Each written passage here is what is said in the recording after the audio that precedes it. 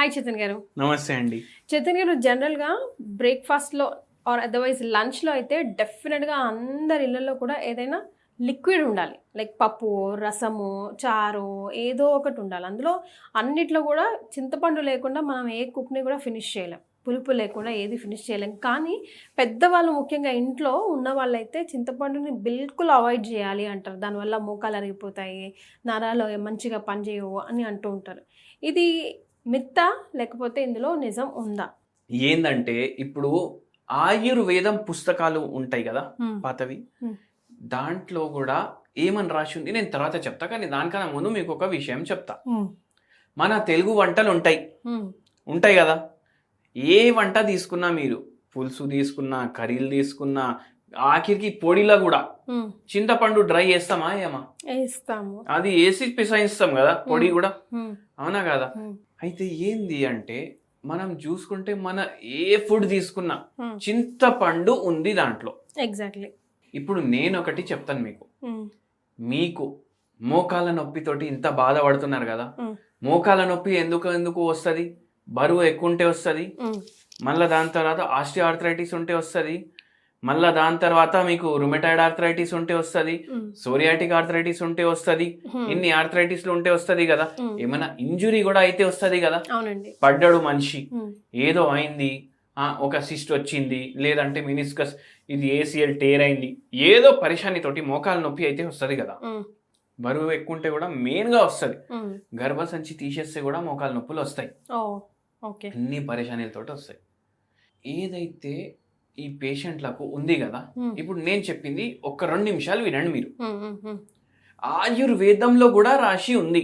ఏమని? చింతపండు చాలా మంచిది అనేసి. హ్మ్. నేనైతే హోమియోపతి డాక్టర్‌ని. హ్మ్. కానీ చూడండి హోమియోపతి మందులు ఎన్నో, ఆయుర్వేదం మందులు ఎన్నో సిమిలర్ ఉంటాయి. ఓకే.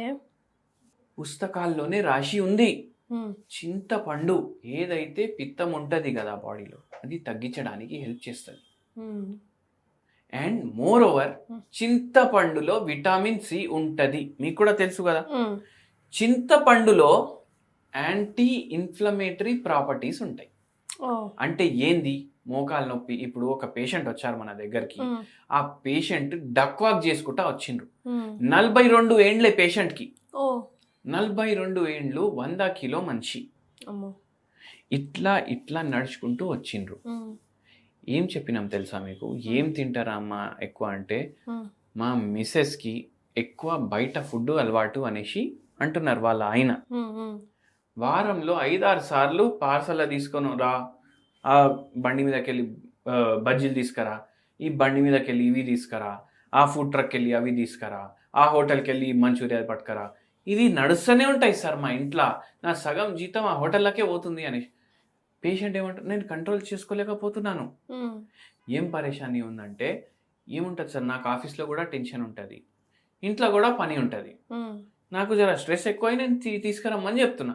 చూడండమ్మా ఇవి తినొద్దు ఎక్కువ అంటే, మళ్ళా ఏంది ఇప్పుడు మోకాళ్ళు ఇంత ఎందుకు నొస్తున్నాయి? ఇంత బరువు పెరిగిందనేసి నొస్తున్నాయి గదా! హ్మ్. ఇవన్నీ ఎందుకు తింటారు మీరు అనేసి అడిగిన. సార్ నేనైతే ఒకటే చెప్తా సార్. తింటే 60 ఏండ్లు ఉంటాం. తినకపోతే 61 ఏండ్లు ఉంటాం. హ్మ్. అయితే మనం ఒకటి చెప్పినాం ఆ పేషెంట్‌కి. హ్మ్. సరే తింటే 60 ఏండ్లు ఉంటారు. తినకపోతే 61 ఏండ్లు ఉంటారని అంటున్నారు గదా మీరు. హ్మ్. నేను చెప్పిన ఇప్పుడు మందులు ఎట్లా వచ్చినాయంటే, మీరు తిన్నా 80 ఏండ్లు ఉంటారు. తినకపోయినా 80 ఏండ్లు ఉంటారు. కానీ మీరు తినకపోతే ఫిజికల్ యాక్టివిటీ చేస్తే, టైమ్ టు టైమ్ ఎక్సర్సైజ్ చేసుకుంటే, టైమ్ టు టైమ్ పడుకుంటే, ఏంది అంటే మీరు ఏ రోజు వరకు అయితే ఉంటారు గదా! మీరే నడుస్తారు. మీరే నడుచుకుంటా ఎళ్ళిపోతారు. ఎవరి మీద డిపెండ్ ఆ! కాకుండా. మళ్ళా మీరు స్నానం జేసుకోవాలంటే పోయే రోజు గూడా మీరు స్నానం జేసుకోవచ్చు. అవునా గాదా? అవునండి. మీరు టాయిలెట్‌కి పోతే వేరేవాడు అవసరం పడడు మీకు టాయిలెట్ సాఫ్ జేయడానికి. ఇప్పుడు మీరు జెప్పండంటే, "ఏమో సార్ నాకు అయితే తినాలని ఇష్టం" అనేసి అంటారు. ఎంత చెప్పినా మనిషికి అర్థం అయితలేదు. కొందరికి అవ్వదు. సరే అమ్మా నేను మందులు రాసిస్తాను మీరు వాడండి. కానీ ఒక పని జేయండి అని చెప్పినాం. హ్మ్. చింతపండు పులుసు మీరు రోజు హ్మ్. పచ్చి పులుసో, చింతపండు పులుసునో మీకు ఏది ఇష్టం ఉంటే అది. హ్మ్. మీరు పప్పు, పులుసు, ఇంత రైస్. హ్మ్. పప్పు డబల్. హ్మ్. ముద్దపప్పు గూడా చేసుకుంటాం గదా! ఏం హ్మ్. బగారా, గిగారా ఏమి ఏయం దాంట్లో. హ్మ్. ఓన్లీ కుక్కర్లో వేసి పప్పులాగా చేసుకుంటాం కదా, అవును. అది డబల్ ఉండాలి. రైస్ ఏమో దాని సగం ఉండాలి. ఉమ్, దీని మీద మీరు చింతపండు పులుసు వేసుకోండి. ఉమ్, జాగ్రత్త ఏంటంటే పులుసు చేసుకునేటప్పుడు నూనె ఎక్కువ వాడదు. ఉమ్, బగారా చేసుకుంటాం కదా, పోపు చేసుకుంటాం, నూనె ఎక్కువ వాడద్దు. ఉమ్. అంటే రసం లాగా చేయమంటున్నారా? రసమే కదా. ఏం మైండ్లో పెట్టుకోండి అంటే మీరు దాంట్లో ఎక్కువ మీరు పోపు చేసేటప్పుడు ఆయిల్ ఎక్కువ వేయొద్దు. ఓకే. అది మీరు చేసుకొని డైలీ ఉమ్, మధ్యాహ్నం ఉమ్, తినండి ఉమ్, రైస్ తోటి. మీరు దాని తర్వాత చూడండి, మళ్ళీ చింతపండు తింటే ఇంకా నొప్పులు పెరుగుతాయి కదా అనేసి అడిగారు. అమ్మా మీరు తినే వాటికి పెరిగిందమ్మా, నేను చెప్పిన వాటికి పెరగదు అనేసి నేను చెప్పిన. ఉమ్, అయితే అవునా సార్, సరే సార్ తిని చూస్తా అనేసి తినడం స్టార్ట్ చేసారు. ఓకే. మనం మందులు కూడా ఇచ్చినాము. ఉమ్, 2 నెలల తర్వాత వచ్చి చెప్పిండ్రు, సార్ నేను ఇప్పుడు వరకు అసలు డాక్టర్లు చెప్పింది నేను వినొద్దు అనుకున్నా, కానీ మీరు చెప్పింది వినాలనిపిస్తుంది అన్నారు. ఎందుకంటే నాకు నిజంగా జర నయం ఉంది, ఈ నొప్పిలు బరువు కూడా జర లైట్ లైట్ అనిపిస్తుంది బాడీ అనేసి అన్నారు. ఉమ్, చింతపండులో యాంటీ ఇన్ఫ్లమేటరీ ప్రాపర్టీలు ఉంటాయి. ఉమ్. ఈ పేషెంట్కి నొప్పులు మనం హోమియోపతి మందులు అయితే ఇచ్చినాము, అదేలేండి. తగ్గినాయి. కానీ ఏదైతే ఉబ్బుడు ఉంటుంది కదా బాడీలో, అది కూడా జర తక్కువ చేయడానికి హెల్ప్ చేస్తుంది. ఉమ్, మూమెంట్లు ఫ్రీ అవుతాయి. మనము ఈ పేషెంట్కి ఇట్లనే కంటిన్యూ చేయమని చెప్పినాము. మీకు కూడా చింతపండుతోటి ఏ వస్తువు ఇష్టం ఉన్నా తినండి.